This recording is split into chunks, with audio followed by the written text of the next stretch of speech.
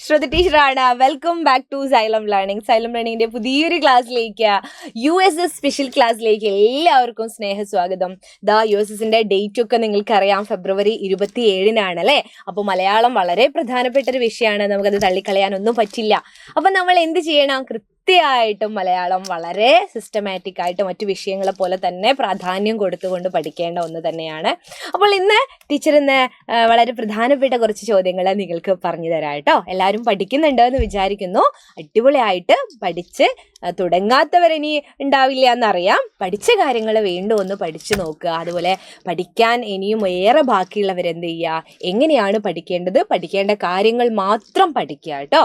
എല്ലാം വാരി വലിച്ചു പഠിക്കുമ്പോൾ നമുക്കത് എന്ത് ചെയ്യാൻ പറ്റില്ല, ഓർമ്മയിൽ നിൽക്കില്ല, പഠിച്ചാൽ തീരില്ല.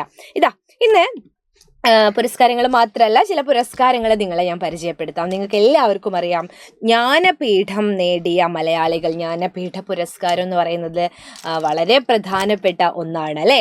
അപ്പോൾ ആർക്കൊക്കെയാണ് കിട്ടിയതെന്ന് നിങ്ങൾക്ക് ഈ ഒരു ചിത്രം നോക്കുമ്പോൾ മനസ്സിലാവും. ചിലർക്ക് മനസ്സിലാവില്ല, ചിലർക്ക് മനസ്സിലാവും. എന്നാലും ഞാൻ പറയുകയാണ്, ജി ശങ്കരക്കുറുപ്പും SK പൊറ്റക്കാടും തകഴി ശിവശങ്കരപ്പിള്ളയും MT വാസുദേവൻ നായരും ONV കുറുപ്പും അതുപോലെ അവസാനം കിട്ടിയ അക്കിത്തം അച്യുതൻ നമ്പൂതിരിയുമാണ് ചിത്രത്തിലുള്ളത്. ഇതില് നമ്മുടെ ONV കുറുപ്പ് കവിയാണ് എന്ന് നിങ്ങൾക്കറിയാം. ജി ശങ്കരക്കുറുപ്പും അക്കിത്തോക്ക് കവിയാണ്. MT വാസുദേവൻ നായർ വളരെ പ്രധാനപ്പെട്ട ഒരു ചോദ്യമായിട്ട് സാധ്യത നമ്മൾ കണക്കാക്കേണ്ട ഒന്നാണ് MT വാസുദേവൻ നായർ. അപ്പോൾ ഇവർക്കൊക്കെ കിട്ടിയ ഒരു വർഷവും കൂടെ നമ്മളൊന്ന് നോക്കിയാലോ. ജി ശങ്കരക്കുറുപ്പിനാണ് ആദ്യം മലയാളത്തിൽ കിട്ടിയത്. അപ്പോൾ മലയാളത്തിൽ ആദ്യം ജ്ഞാനപീഠം ലഭിച്ച കവി ഏത് എന്ന് ചോദിച്ചാലും, ആദ്യമായിട്ട് ജ്ഞാനപീഠം നേടിയ മലയാളി ആര് എന്ന് ചോദിച്ചാലും ഒരു ഉത്തരമാണ് ജി ശങ്കരക്കുറുപ്പ്. ജി ശങ്കരക്കുറുപ്പ്. അപ്പോൾ ആ ചോദ്യം ഓർത്ത് വെക്കുക. ജി ശങ്കരക്കുറുപ്പ് ആരാണ്? ജി ശങ്കരക്കുറുപ്പ് ആരാണ്? കവിയാണ് അല്ലേ? കവിയാണ്. അപ്പോൾ ജ്ഞാനപീഠം നേടിയ ആദ്യ മലയാള കവി ആര് എന്ന് ചോദിച്ചാലും, ജ്ഞാനപീഠം നേടിയ ആദ്യ മലയാളി ആര് എന്ന് ചോദിച്ചാലും ഏതാണ് ഉത്തരം? ഉത്തരം ജി ശങ്കരക്കുറുപ്പ് തന്നെയാണ്. രണ്ടാമത് കിട്ടിയത് ആരാണ്? രണ്ടാമത് കിട്ടിയത് നമ്മുടെ SK പൊറ്റക്കാടാണ്. 1980-ലാണ് SK പൊറ്റക്കാടിന് ജ്ഞാനപീഠം ലഭിച്ചത്. ഇതാണ് SK പൊറ്റക്കാട് അല്ലേ? വിവരണങ്ങളൊക്കെ കൂടുതൽ എഴുതിയ യാത്രാ സഞ്ചാര സാഹിത്യകാരൻ എന്നൊക്കെ അറിയപ്പെടുന്നുണ്ട് നമ്മുടെ SK പൊറ്റക്കാട്. ഞങ്ങളുടെ കോഴിക്കോടിൽ SM സ്ട്രീറ്റിൽ മിഠായി തെരുവിൽ അദ്ദേഹത്തിൻ്റെ ഒരു മനോഹരമായ വലിയൊരു പ്രതിമയും കൂടെ ഉണ്ട് കേട്ടോ. കോഴിക്കോട് വരുമ്പോൾ അതൊക്കെ ഒന്ന് കാണാൻ ശ്രമിക്കുക. SK പൊറ്റക്കാട്. ഇനിയുള്ളത് നമ്മുടെ കുട്ടനാടിൻ്റെ സാഹിത്യകാരനായ തകഴി ശിവശങ്കരപ്പിള്ളയാണ് അല്ലേ? തകഴി ശിവശങ്കരപ്പിള്ള.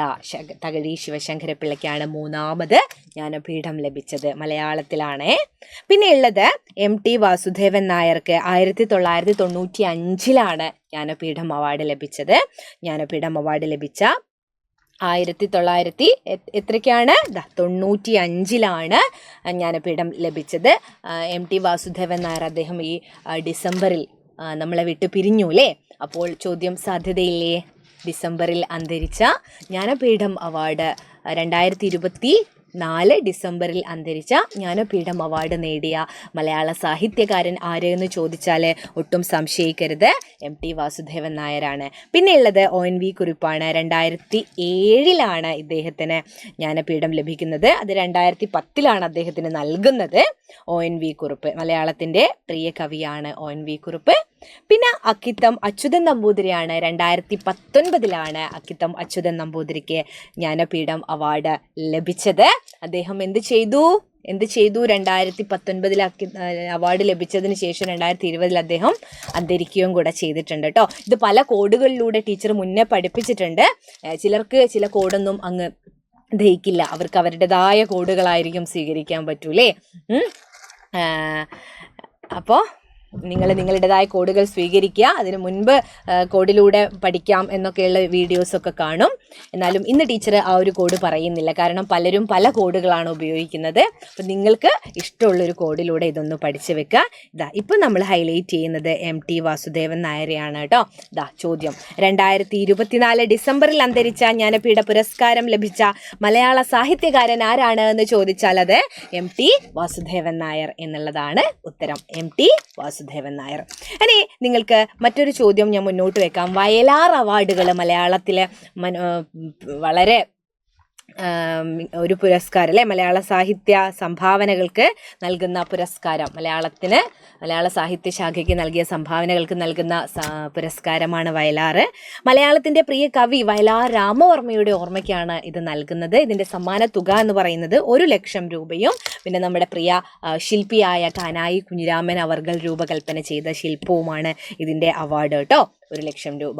അപ്പോൾ നമ്മൾ അറിയേണ്ട ഒരു കാര്യം, 2024 വയലാർ അവാർഡ് ലഭിച്ചത് ആർക്കാണ് എന്നാണ് ഓർത്ത് വെക്കുക. 2024 അശോകൻ ചരുവിൽ, അദ്ദേഹത്തിൻ്റെ കാട്ടൂർ കടവ് എന്ന നോവലിനാണ് കേട്ടോ.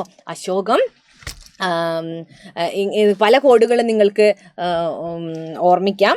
അശോകൻ ഒരു ചരുവിൽ ഇങ്ങനെ നിൽക്കുന്ന സമയത്ത് എന്താണ്, കാട്ടിലെ കടവും കടന്ന് എന്താ ചെയ്തത്, വയലാർ ഒരു പാട്ടും പാടി വരുന്നുണ്ടായിരുന്നു എന്നൊക്കെ ഓർത്ത് വയ്ക്കാം വേണമെങ്കിൽ. അല്ലാതെ അശോകൻ ചരുവിലിൻ്റെ കാട്ടൂർ കടവ് എന്ന നോവലിനാണ് 2024 വയലാർ അവാർഡ് ലഭിച്ചത് എന്ന് സിമ്പിളായിട്ട് നമുക്ക് പഠിച്ചു വെക്കാം കേട്ടോ.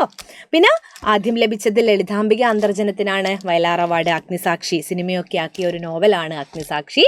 2020 ഏഴാച്ചേരിക്കും 2021 ആർക്കാണ്, ബെന്യാമിനാണ്.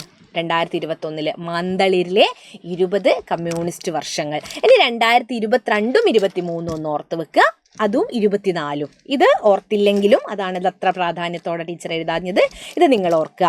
2022 എസ് ഹരീഷിൻ്റെ മീശയ്ക്കാണ്. എസ് ഹരീഷിൻ്റെ മീശ നോക്കൂ, മീശ എന്ന നോവലിനാണ് കിട്ടിയത്. 2023 നമ്മുടെ ഗാനരചയിതാവും കൂടിയായ ശ്രീകുമാരൻ തമ്പിയുടെ ജീവിതം ഒരു പെൻഡുലം എന്നുള്ള ആത്മകഥാംശമുള്ള ഒരു എഴുത്താണ്, അതിനാണ് കിട്ടിയത് 2023. 24 അശോകൻ ചരുവിൽ, ഇതും കൂടെ ഓർത്ത് വെക്കുക. അപ്പോൾ ഇത് ഓർത്തില്ലെങ്കിലും ഇത് മൂന്നും നിങ്ങൾ എന്ത് ചെയ്യണം, ഓർക്കേണ്ടതായിട്ടുണ്ട് കേട്ടോ. അപ്പോൾ നിങ്ങൾക്കുള്ള ഒരു ചോദ്യം, ഇതിൽ നിങ്ങൾക്ക് എല്ലാവർക്കും അറിയാം, മലയാളത്തിലെ ആദ്യ നോവല് കുന്തലതയാണ്. അപ്പു നെടുങ്ങാടി എഴുതിയ ആദ്യ ലക്ഷണമൊത്ത നോവൽ ഇന്ദുലേഖയും ചന്തുമേനോൻ എഴുതിയ മലയാളത്തിലെ ആദ്യ ചെറുകഥ വാസനാവികൃതിയുമാണ്. വേങ്ങയിൽ കുഞ്ഞിരാമൻ നായനാർ എഴുതിയ. ഇതൊക്കെ ഓർക്കേണ്ടതായിട്ട് ഉണ്ട്. നിങ്ങൾക്കുള്ള ഇന്നത്തെ ഒരു ചോദ്യം ഞാൻ തരികയാണ്. ഓർമ്മയുടെ അറകൾ എന്ന് പറയുന്ന ആത്മകഥ ആരെഴുതിയതാണ്? എല്ലാവരും കമൻറ്റ് ചെയ്യുക. ഓർമ്മയുടെ അറകൾ, ഓർമ്മയുടെ അറകൾ ആരുടെ ആത്മകഥയാണ്? എഴുതുക കേട്ടോ. ഓർമ്മയുടെ അറകൾ ആരുടെ ആത്മകഥയാണ്? ആരുടെ ആത്മകഥയാണ്? ആരുടെ ആത്മകഥയാണ് ഓർമ്മയുടെ അറകൾ? അപ്പോൾ ഇന്നത്തെ ചോദ്യം ഇതാണ്.